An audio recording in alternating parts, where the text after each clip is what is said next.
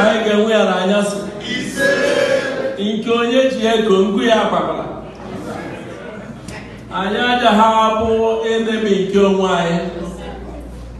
Afọ otu ọbụ ọganihu ndị Igbo ka anyị na-aga n'ihu na emepe na anyị ga-alachighị azụ. Anyị ji na-aga ka atụrụ ma ọnwụ na-egbu atụrụ eji egbu anyị. Ihe anyị chọtara n'obodo anyị ga-enweta ya ma anyị lawala nke ka mma ka anyị ga-eji ala.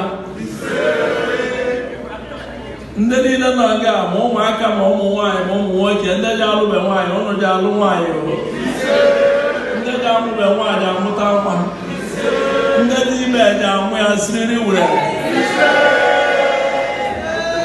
ndị na-agụ akwụkwọ ụnụ ji na-apas na-enweta ihe ụnụ chọrọ, ndị ji arụ ụlọ ji arụ ụlọ. Ụba aja bụrụ ike anyị, ọnwụ ike aja bụrụ ya ọkụ ụbọchị. Anyị nwere ebebere ga-enye ha ebe anyị n'ozula. Anyị aja anwụ anyị eji efu. Ụmụnne anyị ndị nọ na mkpọrọ eji eji, onye ji ihe nwata welie aka elu ma aka fụfe ọkụ o ji ewechi ya ihe ọma ka anyị na-achọ.